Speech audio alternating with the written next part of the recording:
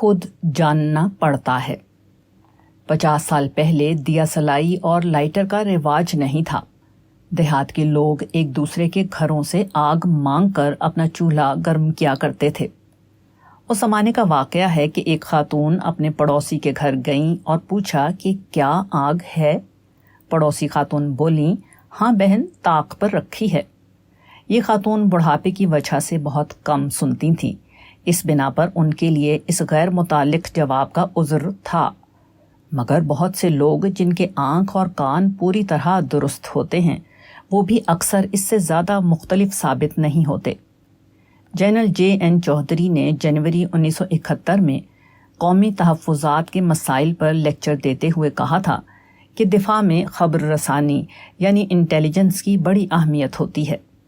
واقعے سے پہلے صحیح علم ضروری ہے تاکہ دشمن کی چال کو ذمہ دار لوگ اچھی طرح سمجھیں اور جو فیصلہ کریں خوب سمجھ کر کریں۔ انٹیلیجنس کی سروس کا بہتر نہ ہونا بہت خطرناک ہے۔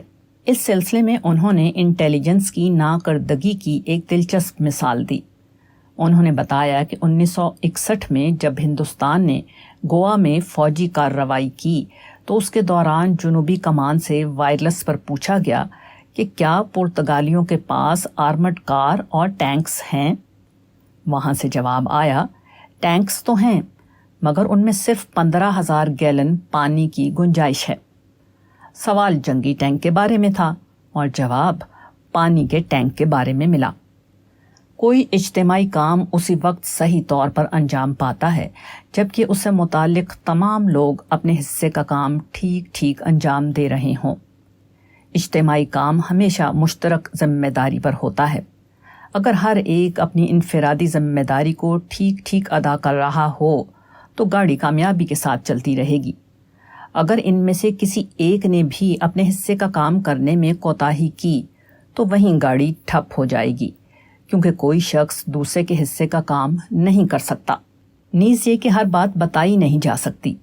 بہت سی باتیں ایسی ہوتی ہیں جن کو متعلقہ شخص کو خود جاننا پڑتا ہے۔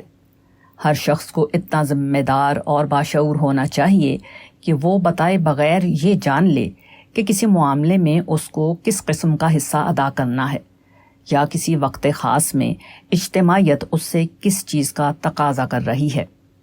گویا ایک فوجی افسر جب اپنے ساتھی سے ٹینک کے بارے میں پوچھے تو ساتھی کو وضاحت کے بغیر یہ جاننا چاہیے کہ پوچھنے والا جنگی ٹینک کے بارے میں پوچھ رہا ہے، نہ کہ پانی کے ٹینک کے بارے میں۔